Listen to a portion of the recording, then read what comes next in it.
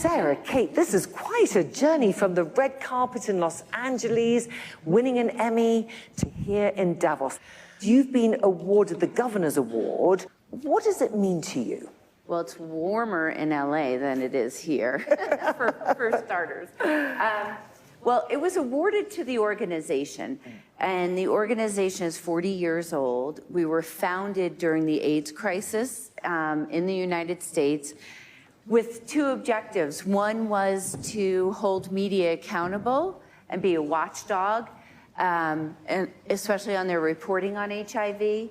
And the second piece was about lobbying Hollywood to tell our stories, to humanize us as a community, the LGBTQ community.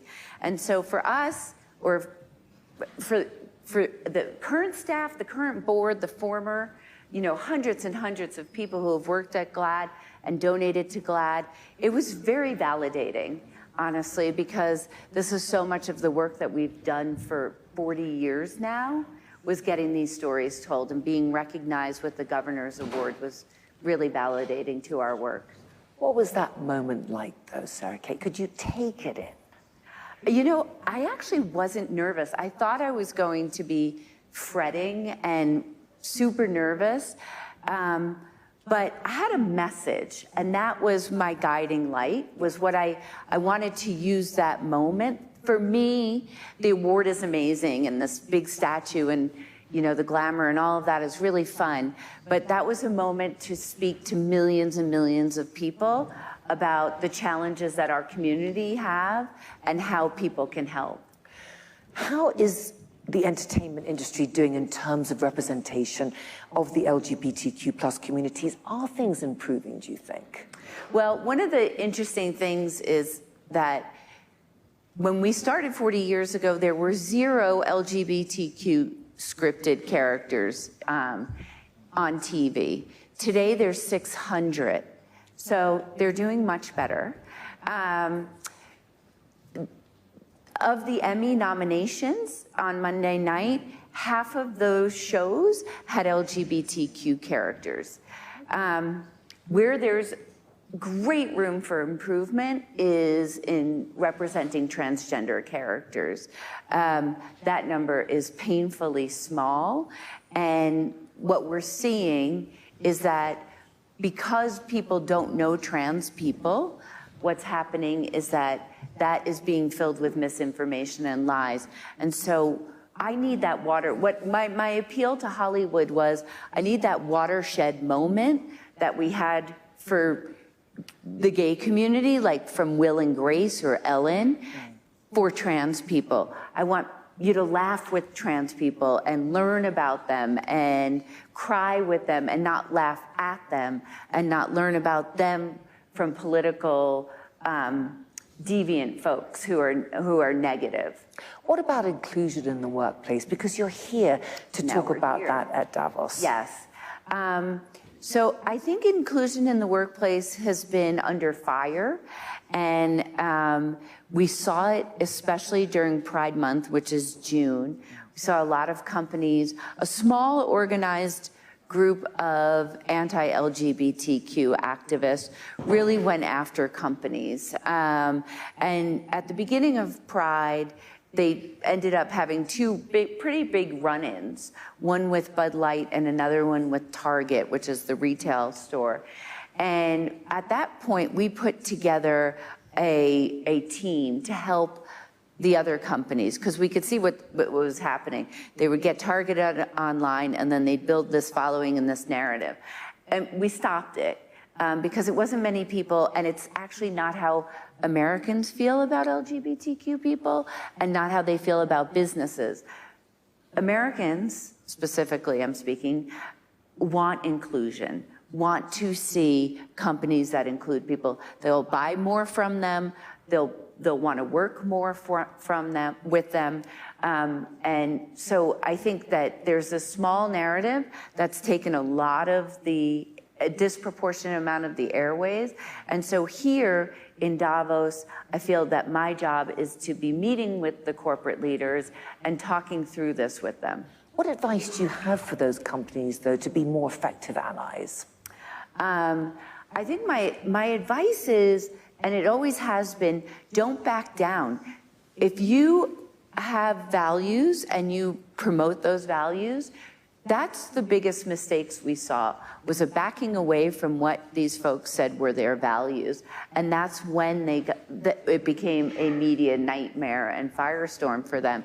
But if you stick with your values, a lot of other companies were challenged, big companies, conservative companies, and they didn't back down, and there were no news headlines. Sarah Kate, with same-sex relationships illegal in some countries, how can global companies navigate advocating for LGBTQ plus acceptance? Well, one of the things that we're doing in this Davos is actually we have 3 activists from countries where it is illegal. So Africa, Uganda, specifically, and some other countries as well. And we have them here sharing their stories, because when you know people's stories, it's hard to hate them. And so we're getting them in front of corporations, and we're getting them in front of government officials so that we can start advocating for that. The other thing that we've been doing is working very closely with the Pope. And we've done a considerable amount of work with him. He's come out to say that same-sex relationships are okay, but not same-sex marriages. Not yet. I mean, you have to start. You got to start with baby steps. You're looking at the positive, yes. About, when you're trying to work with the Vatican or with the Pope, you're not talking in years or decades. You're talking in centuries. And so you have to be mindful. And I always say you have to meet people where they are, and that's how you'll move things forward. So I think having a Pope finally say that same-sex partners can be blessed, or marriages can be blessed, is an enormous step forward. It's not the end, it's the beginning. Everybody thinks you got to go to the end right at the beginning, and you got to start somewhere. That being said, I think these countries need to wake up. It's bad for their economy. It's bad for all their businesses. And we know that if you're not an inclusive country, it has a direct correlation to your bottom line. And you're not going to attract talent. You're not going to foster business. And yet they're still doing it. And so we're trying to have different conversations. And one of the reasons that we brought the activists is because we know, first we need to move hearts and minds. Yeah. And the way you do that is by knowing people who are LGBTQ. And these folks are living under these criminalization laws, and it's scary and terrible. Another theme here at Davos is AI. There's a lot of talk, of course, about misinformation being spread by AI and social platforms. Are you worried that the LGBTQ plus community will be targeted? I am absolutely 100% worried. I think I would be under a rock if I weren't. And I know, so Web 2.0, and when I think of Web 2.0, especially for the LGBTQ community, social media has been a lifeline for our community. It's been an organizing tool, it's been a community builder, and it has been so weaponized against us. And so what started out as a really positive thing, and still remains positive for a lot of our community, but if you're an LGBTQ person, most LGBTQ people know that, report that they know that they will be abused online. It's just table stakes. So with AI and the advent of it becoming so popular, there are, I think, especially like Sam, knows that they want to build it differently. Is it happening? I'm not quite sure that that's happening, but we are taking it really seriously at GLAAD and looking at how we're going to help our community and navigate through this so that it is an equal playing field. Well, GLAAD named X, the platform formerly known as Twitter, as the most unsafe major social platform for the community. In what ways is X failing? I mean, sorry, I didn't mean to laugh at that, but I think it's catastrophic, honestly, because it actually was the one platform that we would hold up as a great example several years ago. They had amazing Trust and Safety Council. They really had conversations with activists and advocates of underrepresented communities, and now that's all been cut off. There's no longer a Trust and Safety Council, and it is a place for misinformation, lies, and hate to fester and grow.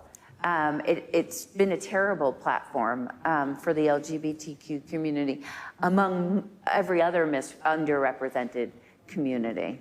What advice do you give to those, Sarah Kate, who are getting abuse on those platforms? You know, it's really hard. It really affects mental health, especially for folks who live in remote or rural areas who don't have access to community and people. And so I always say to try and find the community and then just block the noise, block the hate, and report it, even though it helps us because we continue to advocate on the back end. So it's very helpful if you report it, even if they're not taking action, because they're not taking action. Are you worried about another Trump presidency? I believe in the better good of American citizens, and I think that our democracy is on the line, and it's a real threat. The behavior that has happened over the past several years, and the move that our country has been making, or political leaders in our country, and I think that the American people will reject it. And if they don't? I mean, if they don't, we have a very different conversation happening. We'll be our work on the election is very much about getting LGBTQ people to the polls, because we know when they vote for pro-equality folks, and educating people at what's at stake in this election. Just finally, Sarah Kate, what is your message to leaders from all different industries here at Davos? What do you want them to take away from the conversations that you're having with them? I want them to understand how urgently we, as the LGBTQ community, and all of the intersections of our community, Black and brown folks, women, people who are disabled, need voices, powerful voices speaking up for ourselves, especially at tables. And tonight we will be lighting up the promenade in pride colors, in rainbow, with over 20 companies who are supporting the LGBTQ community. That's more than we did last year. Last year was our first time. And so we ask everybody to show up on the promenade tonight. It'll be a rainbow and we want to see support from these companies and these world leaders. Sarah Kate Ellis, thank you so much for joining me here at the CNBC Sanctuary. Thank you for having me.